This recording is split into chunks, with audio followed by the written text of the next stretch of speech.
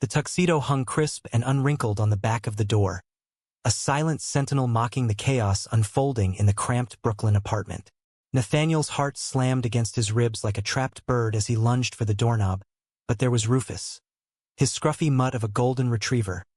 Planted squarely in front of it, hackles raised, a low growl rumbling from his barrel chest that Nathaniel had never heard before. "Move, boy," Nathaniel whispered, voice cracking like thin ice. But Rufus didn't budge, his eyes locked on his owners with a fierce, unspoken plea that stopped Nathaniel cold, the wedding limo idling outside like a ticking bomb. In that frozen heartbeat, Nathaniel's phone buzzed once, twice. Texts from the venue, from his best man Isaiah, from the officiant.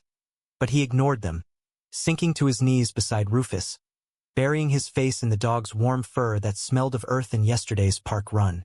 "What is it, Rufus? What's got you like this?" he murmured, the words dissolving into a sob as the first crack in his perfect day spiderwebbed across his soul, because deep down, in the marrow of his bones, he knew. This wasn't just a stubborn pet. This was the universe screaming a warning he was too blind, too hopeful, too desperately in love to hear. And then the door to the bedroom creaked open, not from his side but from the hallway. Mark, his fiancé of 3 years, stepping out in his half-buttoned shirt, phone in hand. His face flushed not from nerves but from something far uglier. His voice slicing through the air like a shattered vow. "Nate, we need to talk. It's over." Nathaniel's world tilted on its axis right there on the scuffed hardwood floor of their 2-bedroom walk-up-in-bed stewie. The kind of place where dreams of forever were stitched together with exposed brick and second-hand IKEA hacks. Rufus whined softly, pressing his wet nose into Nathaniel's palm, as if the dog understood the gravity of Mark's words better than Nathaniel did in that moment. Mark, tall, broad-shouldered Mark with the easy Midwestern smile that had first caught Nathaniel's eye at a rooftop bar in Manhattan 5 years ago, stood there, looking smaller somehow, his blue eyes darting away like a kid caught with his hand in the cookie jar. "Over," Nathaniel echoed, the word tasting like ash on his tongue. He rose slowly, one hand steadying himself on Rufus's flank, the dog's loyalty an anchor in the storm. "What the hell do you mean, over? It's our wedding day, Mark. The car's downstairs. Isaiah's probably pacing holes in the aisle at City Hall right now." Mark ran a hand through his tousled blonde hair, the gesture so familiar it twisted the knife deeper. "I can't do it, Nate. I thought I could, I really did. But last night, after the rehearsal dinner, He trailed off, glancing at his phone again, and that's when Nathaniel saw it.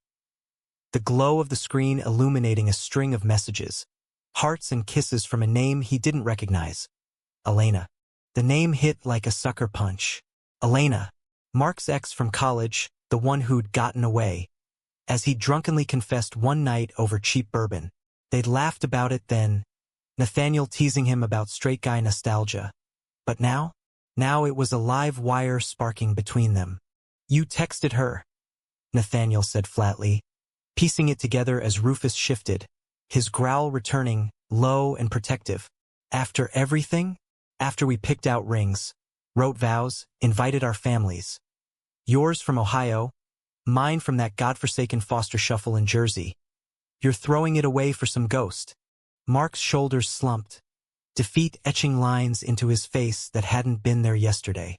"It's not just texts. I saw her last week when you were at that client meeting in Philly. We grabbed coffee and it felt right, Nate, like coming home. I'm sorry. I am. But I can't marry you knowing this." The apartment spun, the walls closing in with the weight of abandoned takeout boxes from last night's last meal as bachelors, and the half-packed suitcase by the couch. Mark's, Nathaniel realized now, zipper half done like an afterthought. Rufus barked once, sharp and insistent, lunging forward as if to herd Mark away, but Nathaniel grabbed his collar, pulling him back. "Easy, boy.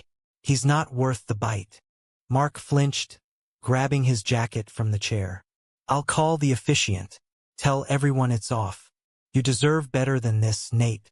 Someone who—" "Get out." Nathaniel cut him off, voice steel now, the raw edge of betrayal honing it sharp. "Just go, before I let Rufus have you."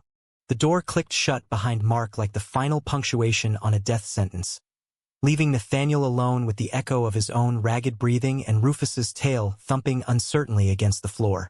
He slid down the wall, tuxedo brushing his shoulder like a cruel joke, and pulled out his phone. The screen lit up with missed calls, Isaiah's number flashing like a beacon. Isaiah, his best friend since freshman orientation at NYU, the one constant in the whirlwind of Nathaniel's life. The late-night study sessions in the village, the road trip to Provincetown where they'd come out to each other over bonfire beers, the quiet mornings after breakups where Isaiah would show up with coffee and no questions asked. He hit call, pressing the phone to his ear as tears blurred the room. Isaiah? It's me. The wedding. It's not happening.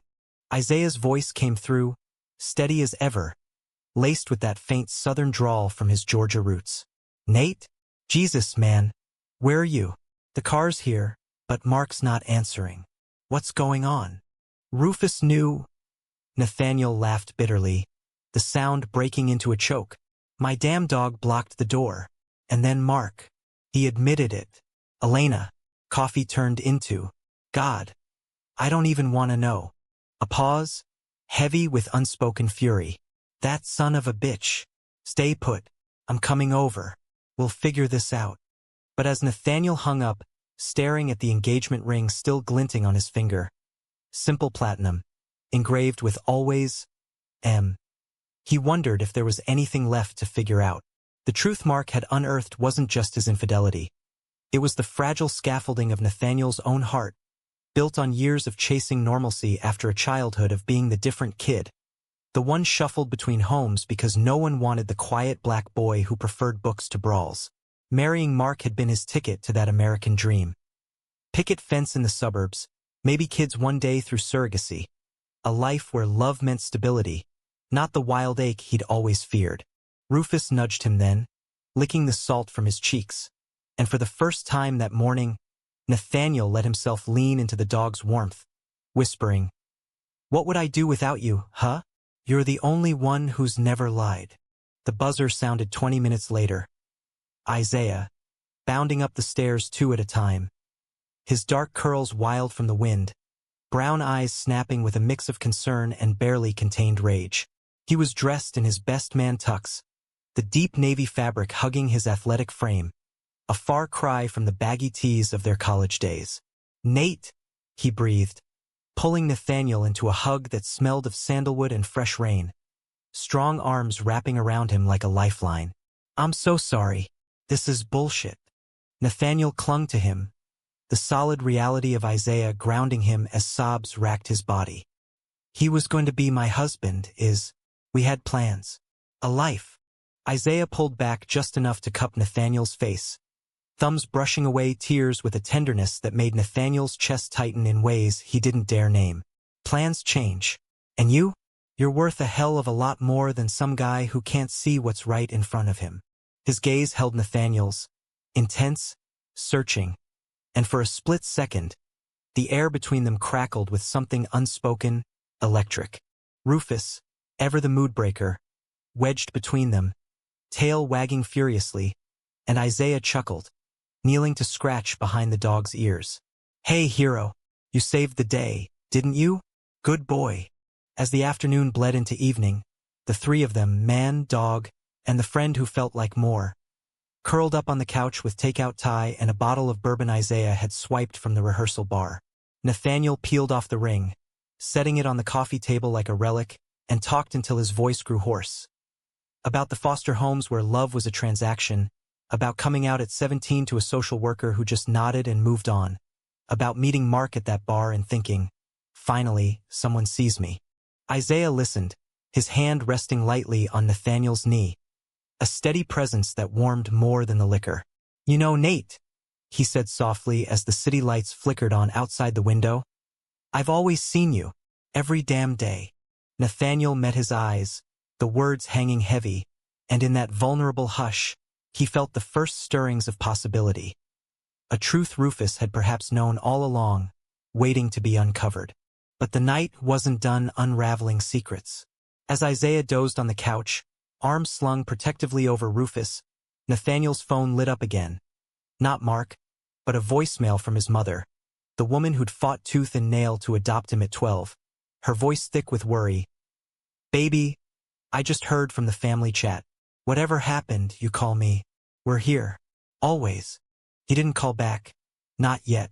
Instead, he watched Isaiah sleep, the curve of his jaw illuminated by the street lamp glow, and wondered how he'd missed it. This quiet devotion that had been there since the day Isaiah had punched a frat boy for slinging slurs their way. The betrayal stung, a fresh wound, but beneath it, something deeper stirred. The dawning realization that home wasn't a place or a promise, but a person who'd never once let him fall. By dawn, with Rufus snoring at their feet, Nathaniel made a decision. No more chasing illusions. The wedding was off, but his life, that was just beginning. The sun rose over Brooklyn like a reluctant witness, painting the brownstones in hues of rose and gold, indifferent to the wreckage of Nathaniel's heart. He woke to the scent of coffee brewing. Isaiah in the kitchen, sleeves rolled up on that damn tuxedo shirt, humming an old Motown tune under his breath as Rufus begged for scraps at his feet. "Morning, sunshine?" Isaiah called, sliding a mug across the counter. "Black with 2 sugars, just how Nathaniel liked it. Figured you'd need this after last night." Nathaniel accepted it gratefully, the warmth seeping into his palms like a balm. "How'd you sleep? Couch isn't exactly a 5-star. Isaiah shrugged, that lopsided grin flashing. The one that crinkled the corners of his eyes and made Nathaniel's stomach do inconvenient flips. "Like a rock. Your dog's a better pillow than half the guys I've dated." He paused, wincing. "Shit, sorry. Bad timing." "No," Nathaniel said, stirring his coffee absently. "It's fine. Actually, it's good to laugh. Feels almost normal." They sat at the tiny Formica table, the city awakening around them with the honk of taxis and the distant rumble of the subway. Isaiah dove into stories from the night, how he'd covered for Nathaniel at the venue, spinning a tale of cold feet and a sudden flu to the guests, charming Mark's conservative aunt from Ohio with jokes about the universe's plot twists. But beneath the levity, his eyes kept drifting to Nathaniel, lingering with a concern that bordered on something more intimate. "You want to talk about it?" Isaiah asked finally, setting down his mug. "The truth part. What Mark dropped on you." Nathaniel sighed, tracing the rim of his cup. "It's not just Elena. Me. I've spent so long building this life to prove I'm worth loving. Stable job as a graphic designer, therapy every Tuesday, even Rufus from that shelter in Queens because I thought a dog would make me look responsible. And for what? To have it all crumble because he couldn't commit." Isaiah's jaw tightened, a muscle ticking. "That's on him, Nate. Not you. You're the most real person I know. Remember that exhibit opening last year? The one where you designed the posters for that queer artists collective. You lit up talking about the colors, the stories behind each piece. That's who you are. Someone who sees beauty in the broken." Heat crept up Nathaniel's neck, not from embarrassment but from the way Isaiah said it, voice low and fervent, like a confession wrapped in encouragement. "You were there for that? Wouldn't miss it. Drove in from Jersey just to see you shine." Isaiah reached across the table, his fingers brushing Nathaniel's in a touch that lingered a beat too long. "And if I'm honest, I've been waiting for you to see it too." The words hung there, charged, until Rufus's bark shattered the moment. A delivery guy at the door with a massive bouquet of lilies, the card reading, "Forgive me, M." Nathaniel tossed it in the trash without reading further, the petals scattering like fallen soldiers. "Screw that," Isaiah muttered, standing. "Let's get out of here. Fresh air. Rufus needs a walk, and you need to remember what freedom feels like." They hit the streets of Bed-Stuy, leashes in hand, weaving through the Saturday market bustle, vendors hawking plantains and vintage records, kids on scooters dodging potholes. Rufus pulled ahead, sniffing every hydrant like it held state secrets, while Nathaniel and Isaiah fell into their old rhythm. Easy banter about bad movies. Isaiah's latest architecture gig designing eco homes in the Hudson Valley. Nathaniel's frustration with a client who wanted vintage millennial fonts. But as they turned onto Fulton Street, past the mural of Biggie that always made Nathaniel nostalgic, Isaiah stopped short. Nate, about last night. When I said I've always seen you, I meant it. More than as a friend. Nathaniel's breath caught, the world narrowing to Isaiah's earnest face, the flecks of gold in his hazel eyes catching the light. I? A horn blared, snapping them apart as a bike messenger zipped by. Walk and talk, Isaiah said, but his voice was rough, vulnerable. I've been in love with you since that road trip, man. The one where we got lost in the Cape Cod dunes and you read that poem by Langston Hughes under the stars. Dream variations about shadows and light. It was like you were reading my soul. Nathaniel's heart stuttered, memories flooding back. The salt air, the fireflies, the way Isaiah's laugh had chased away his post-breakup gloom. Why didn't you say anything? All these years. Because you were happy. Or I thought you were. With Mark, with the plans. I didn't want to be the guy who wrecks that. Isaiah kicked at a loose pebble, Rufus circling back to lean against his leg. But seeing you last night, broken like that, killed me. And Rufus. Hell, even the dogs got better instincts than I did. They paused at a bench overlooking the park, the autumn leaves crunching underfoot, and Nathaniel felt the weight of unspoken years pressing down. I felt it too.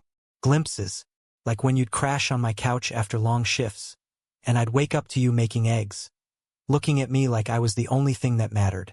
But I was scared of messing up the one solid thing in my life. Isaiah nodded.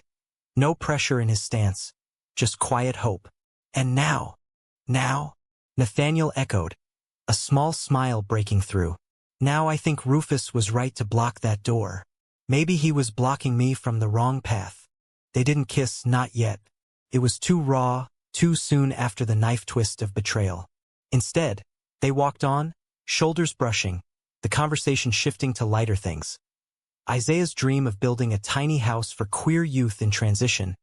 Nathaniel's idea for a comic series about foster kids finding their tribe. Rufus trotted between them, the unwitting matchmaker, his tale a metronome of possibility. Back home, as they unpacked the groceries Isaiah had insisted on buying, fresh bagels, lox, the works, the phone rang. Mark. Nathaniel let it go to voicemail, but curiosity won. He played it on speaker. Nate, I know I don't deserve this, but Elena. She lives here now in the city. We talked and it's real. I'm moving out today. The lease is yours, paid through the year. Sell the ring, burn it, whatever. Just be happy. Isaiah snorted. Classy exit. Real Prince Charming. Nathaniel deleted the message, a strange relief washing over him. He's right about one thing. The lease. That's 6 months of buffer to figure shit out. Figure us out? Isaiah asked, tentative as he sliced the bagels. Nathaniel met his gaze, steady. Yeah, us. The day stretched into a lazy haze. Board games with Rufus as referee. A nap where limbs tangled innocently on the couch. Isaiah's head on Nathaniel's chest, heartbeat sinking like a lullaby. But as evening fell, the real world intruded. A text from Nathaniel's sister, Lila, the one who'd flown in from Atlanta for the wedding. Heard the news. Mom's booking a flight. Family meeting ASAP. Love you, bro. Then, Isaiah's phone buzzed. His own mother, the fiery civil rights lawyer from Savannah, demanding details. Isaiah James. If that white boy hurt my boy Nathaniel, I'll bury him in paperwork so deep. Mom, chill. Isaiah laughed into the speaker, but his eyes on Nathaniel were soft, apologetic. It's handled. Actually, it's better this way. Hanging up, he pulled Nathaniel close, foreheads touching. Family's incoming. You ready for this circus? Nathaniel chuckled, the sound genuine now. With you? Always. But beneath the budding warmth, a shadow lingered. The fear that love, real love, could still slip away. Mark's betrayal wasn't just a wound. It was a mirror, reflecting Nathaniel's deepest doubt. Was he lovable, truly, without the props of vows and rings? As night deepened, with Rufus curled at the bed's foot and Isaiah's breathing even beside him, Nathaniel lay awake, whispering to the dark. Don't let me fuck this up. Little did he know, the real test was just dawning. A conflict brewing that would force him to confront not just his heart, but the ghosts of his past. Monday morning crashed in like a freight train, the alarm blaring at 6 a.m. sharp, yanking Nathaniel from a dream where he and Isaiah danced under starlit dunes, only to wake to the empty side of the bed. Isaiah gone already for an early sight visit upstate. A note on the counter, "Coffee's hot. Call if you need me." Rufus whined from his bed, sensing the shift, and Nathaniel scratched his ears, murmuring, "Yeah? Boy. New normal. Huh?" The commute to his midtown office was a blur of Subway sardines and overpriced lattes. His sketchpad untouched in his bag. At work, the graphic design firm buzzed with condolences. Colleagues who'd heard through the grapevine, offering awkward hugs and, "if you need a drink after." But Nathaniel waved them off, diving into revisions for a non-profit campaign on youth homelessness, the irony biting as he layered in colors of resilience. Deep indigos fading to hopeful golds. By lunch, his inbox overflowed. Cancellation emails for honeymoon flights to Maui, venue refunds, even the caterer offering a sympathy discount on leftovers. And then, the gut punch Mark's lawyer, a curt note about dividing assets, mentioning shared investments Nathaniel hadn't known existed. "What the fuck?" he muttered, dialing Isaiah on his break. "Talk to me." Isaiah answered immediately, background noise of hammers and sawdust.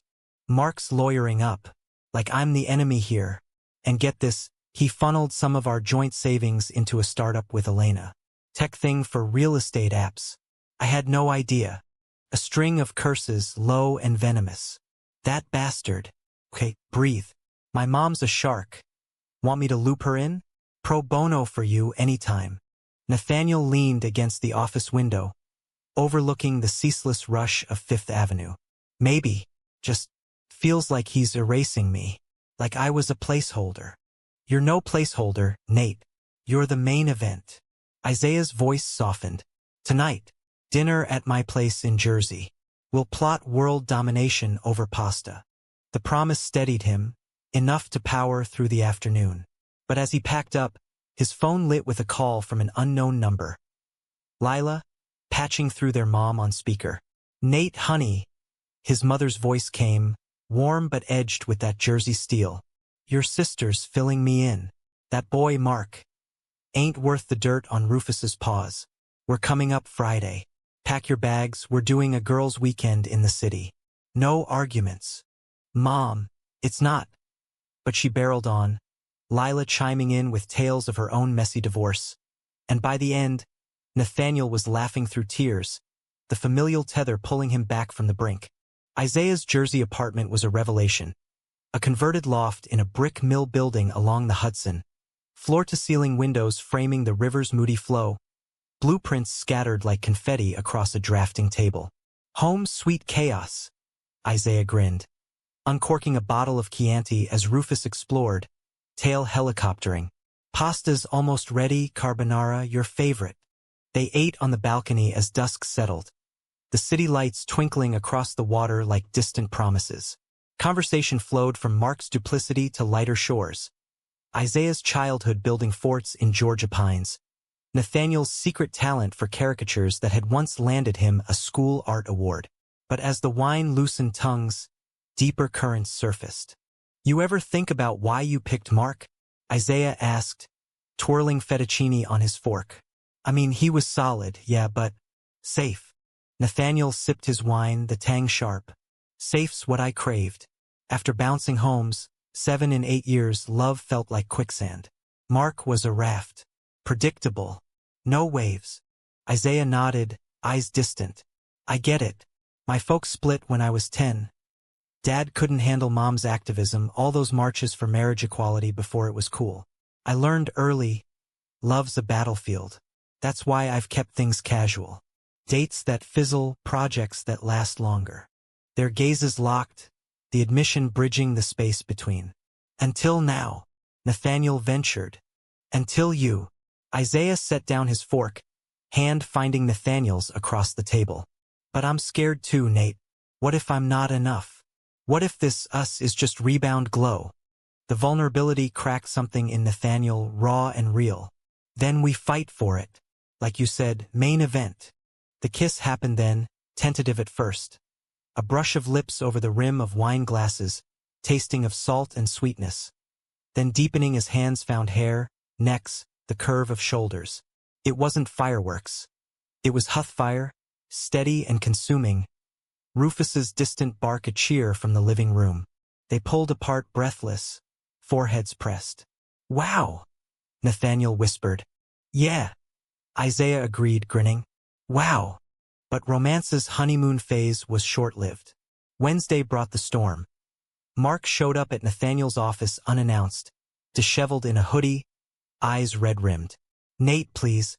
5 minutes." Security hovered, but Nathaniel waved them off, leading Mark to the rooftop terrace, the wind whipping like accusations. Rufus wasn't there to growl this time, but Nathaniel's stance was iron. "Elena's out," Mark blurted. "The coffee was a mistake, a panic thing. Wedding jitters. I love you. We can fix this." Nathaniel's laugh was bitter wind. "Jitters? You moved money," Mark lawyered up. "That's not jitters. That's calculation." Mark stepped closer, desperate. "I was wrong. Scared. But Isaiah, I've seen how he looks at you. He's been waiting in the wings. Don't throw us away for him." The mention of Isaiah ignited fury. "You don't get to invoke him. You had your chance. We had vows queued up. You chose escape." As Mark pleaded, tears streaming, Nathaniel's phone buzzed. "Isaiah." Texting. "Site ran late. Home soon." The contrast hit like clarity. One man grasping at ghosts, the other building futures. "Go," Nathaniel said finally, turning away. "Find your truth. I found mine." Mark left with slumped shoulders, the door to possibility slamming shut. But victory soured when Nathaniel got home to a flooded inbox. Anonymous tips from concerned friends, screenshots of Isaiah at a bar last month, arm around a guy named Theo. Casual? Yes, but the whisper started, rebound? Or player? Doubt crept in, cold and insidious. That night, when Isaiah arrived with pizzas and a six-pack, Nathaniel confronted him over cold slices. "Theo, from the pics. Who's he?" Isaiah's face fell, then hardened. "A coworker. One drink after a deadline. Nothing more." "Why?" The whispers. Mark stirring shit, saying you're just convenient. Isaiah stood, pacing the loft's exposed beams. "Convenient? Nate, I've waited years. Turned down dates because every time it was your face I saw. If you don't trust that." "I do," Nathaniel cut in, rising to pull him close. "I want to. Show me." They made love then, slow and exploratory, bodies mapping uncharted territories. Kisses trailing spines, whispers of mine in the dark. It was healing, profound, but dawn brought no erasure of fears, only a fragile truce. Friday, families descended. Nathaniel's mom and Lila, bearing pecan pies and tough love, crashing at the apartment with air mattresses and endless tea.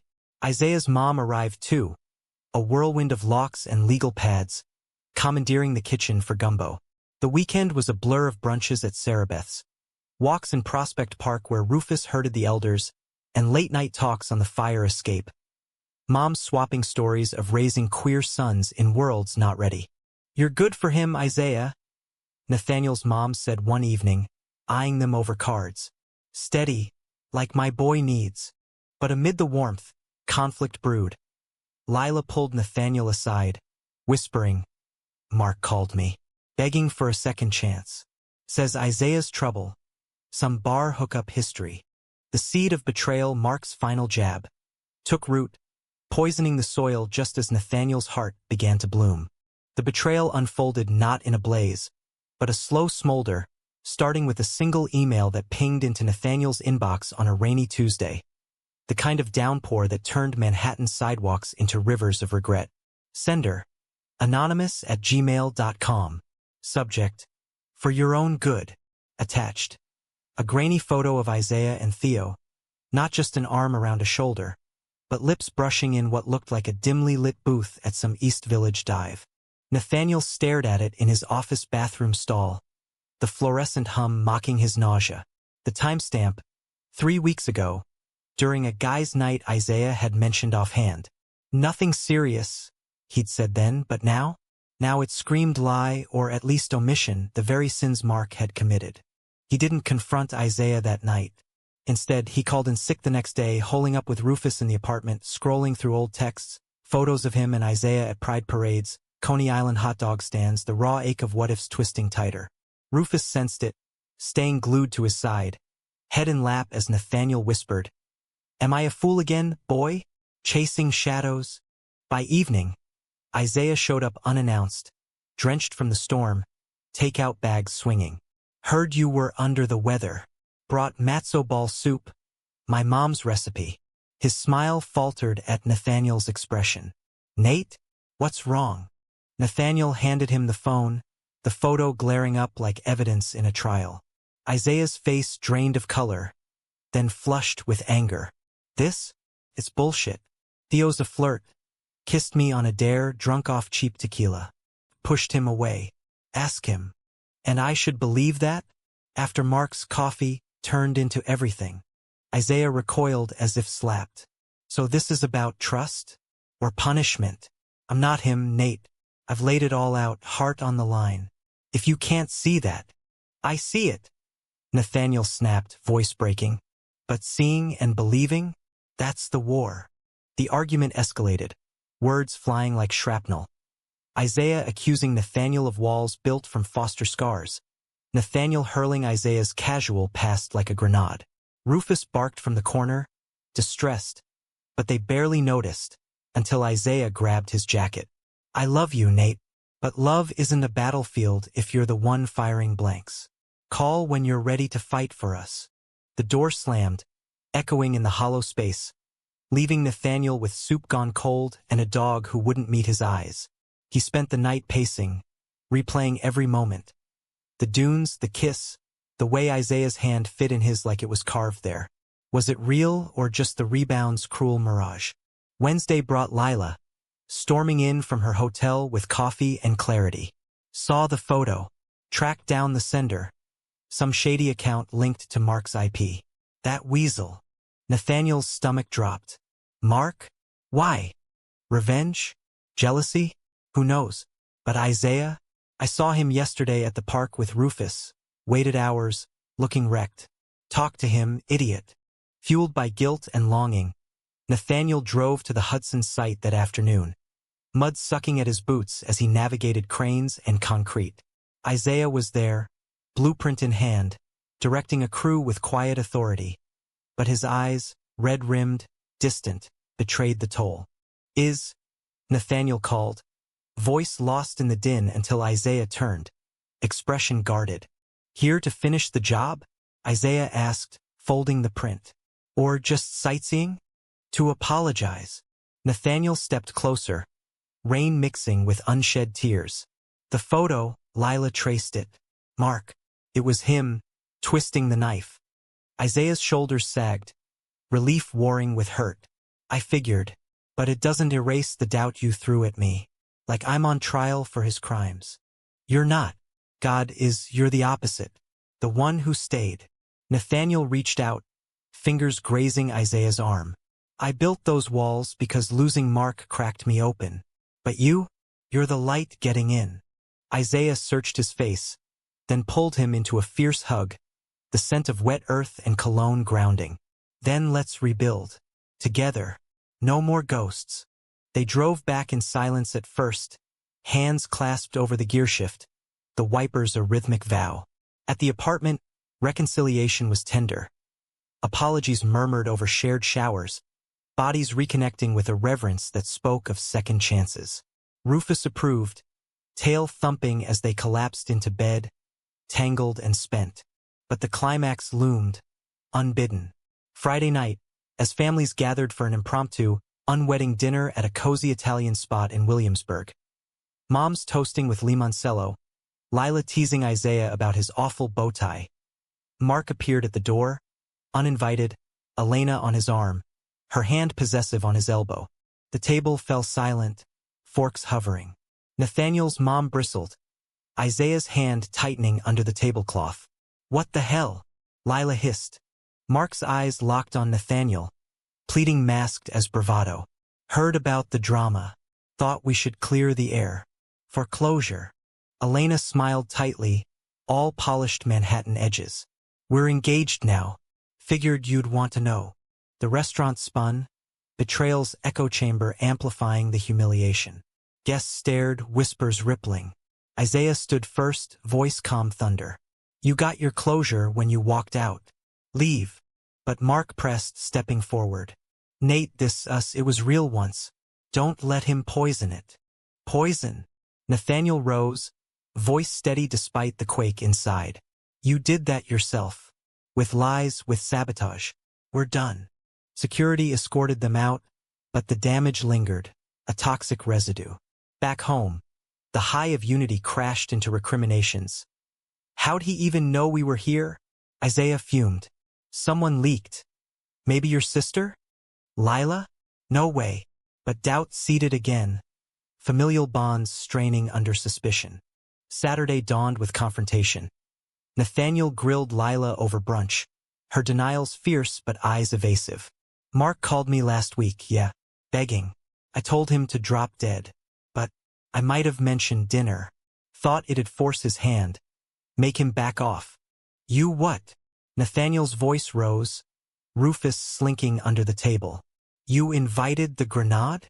For your good. To end it clean. Tears welled in her eyes. I'm sorry, Nate. I just hate seeing you hurt. The argument spilled into the street, siblings clashing amid the farmers' market throng, drawing stares. Isaiah mediated, pulling Nathaniel away, but the rift widened. Trust, that fragile thread, fraying under layers of good intentions gone awry.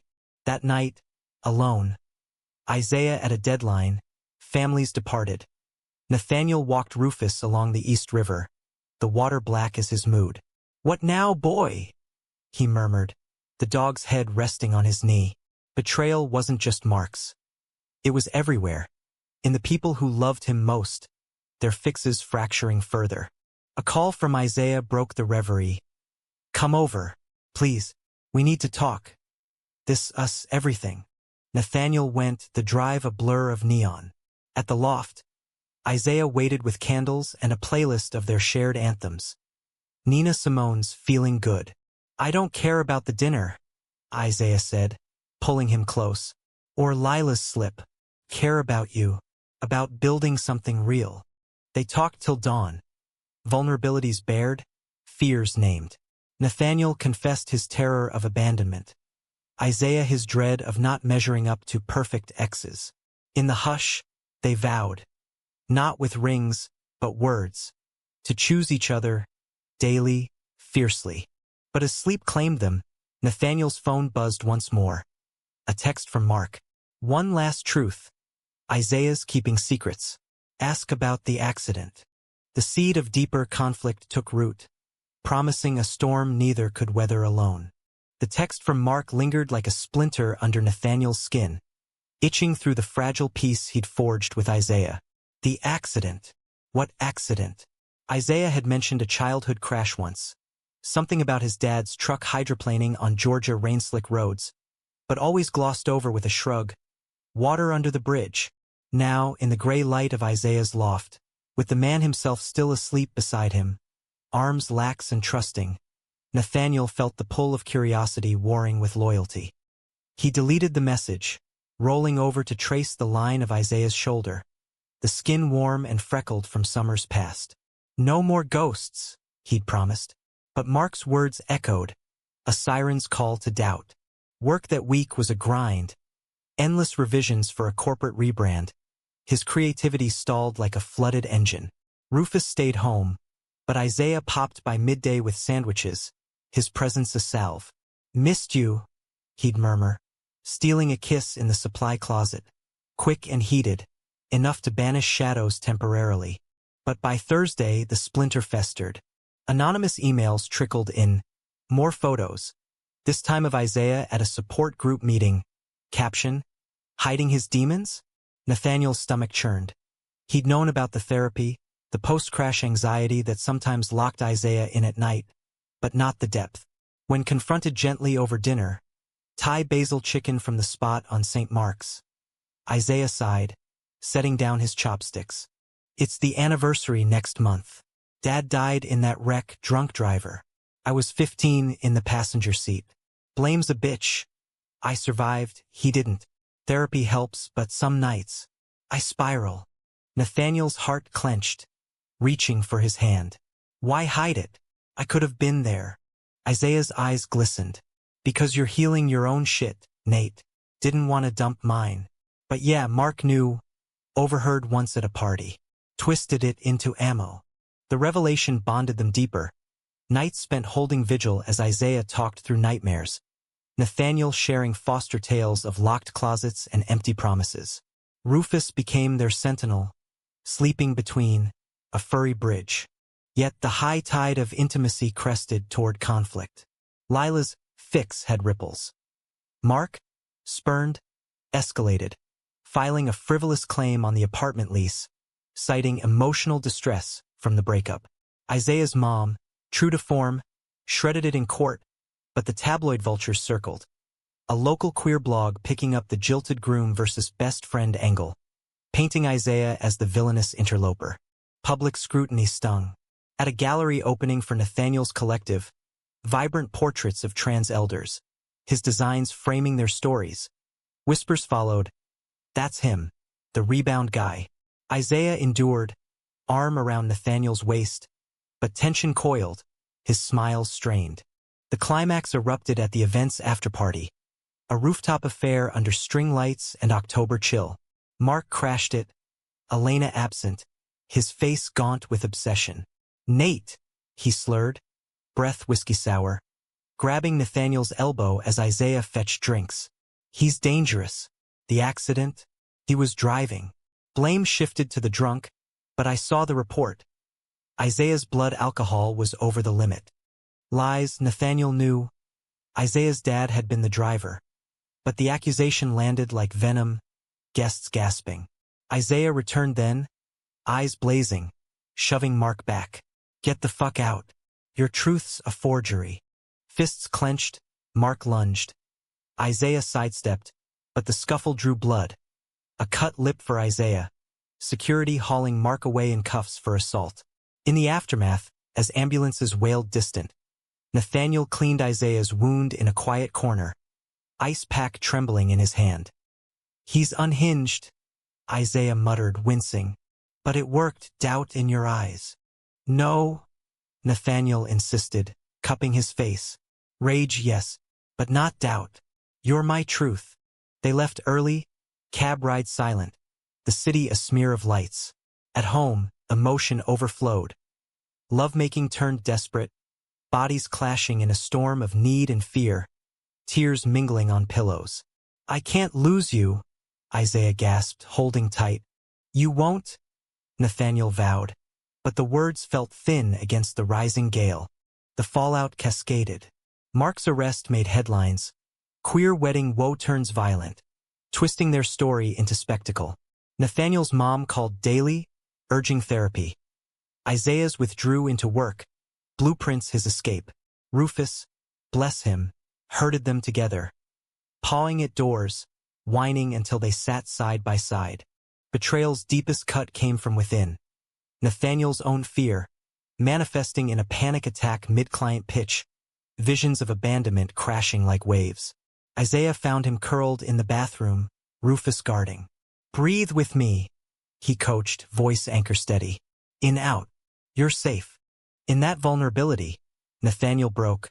What if I'm broken? What if love's not enough to fix? Isaiah knelt, eyes fierce. Then we stay broken together. Human, Nate. That's the deal. Renewed, they pushed forward, joint therapy sessions in a village brownstone.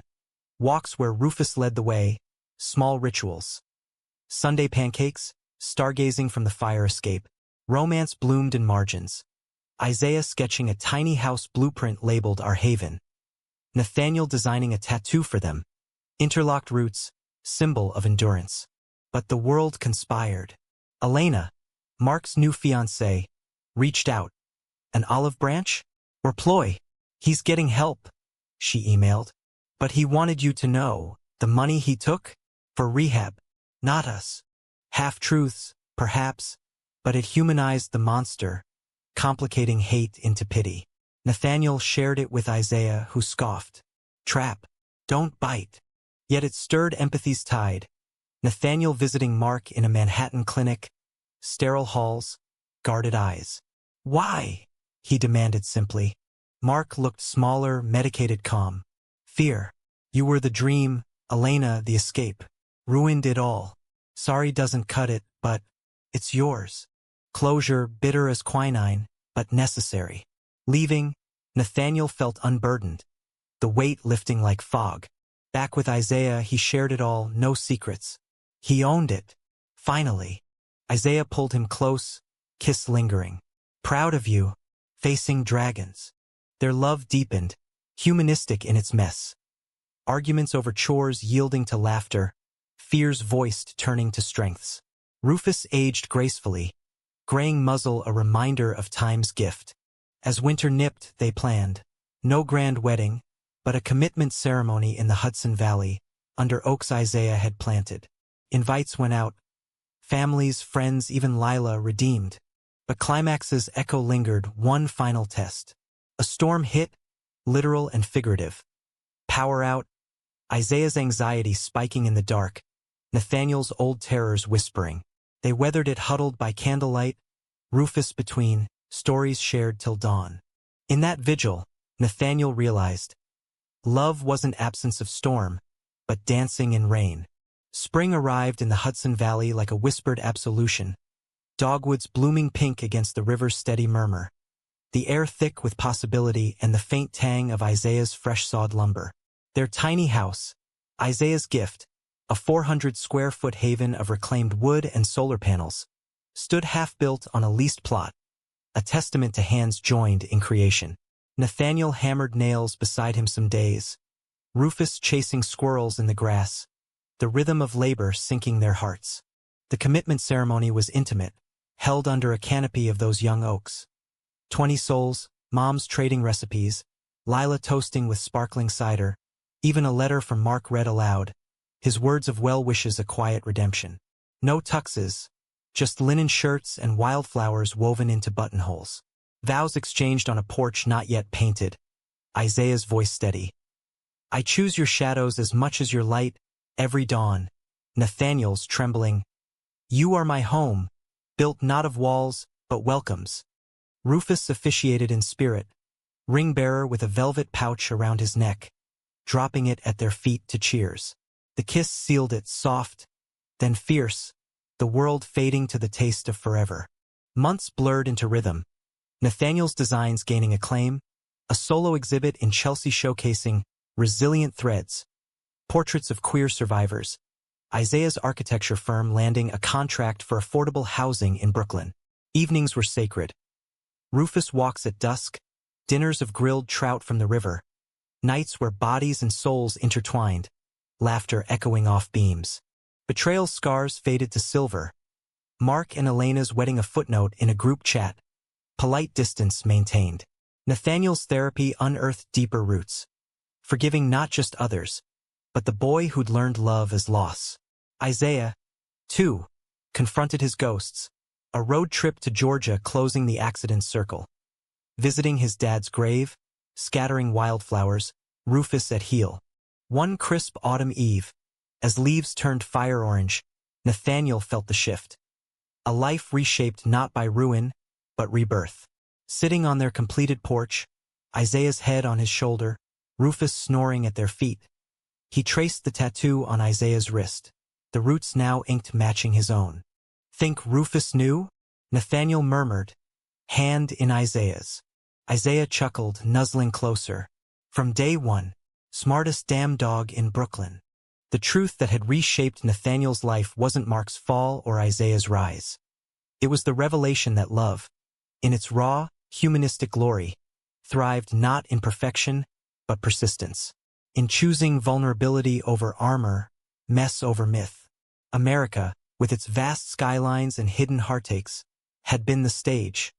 But they were the story, ongoing, unbroken. And as stars pricked the velvet sky, Nathaniel whispered, always. The word no longer a relic, but a living vow. In the years that followed, the tiny house grew additions. A studio for Nathaniel's art, a dog run for Rufus's twilight romps. Children came via surrogacy, 2 boys with Isaiah's curls and Nathaniel's quiet gaze, filling the space with chaos and joy. Families merged holidays. Thanksgiving gumbo in Jersey, Christmas jazz in Bed-Stuy, stories weaving generations. Rufus passed gently at 16, under the oaks, buried with his ring pouch, a plaque reading, "Guardian of Hearts." Grief bowed them, but together they rose, planting a dogwood in his honor, petals falling like blessings. Nathaniel's exhibit toured nationally, Isaiah's designs dotting skylines with sustainable grace. Their love, once blocked by doors unseen, became legend in quiet circles. Proof that from betrayal's ashes, phoenixes rise, wings spread wide over a land of second chances. And in the hush of ordinary miracles, a shared glance across a crowded room, a hand steady in storm, Nathaniel knew. The dog hadn't just blocked a wedding, he'd unlocked a life.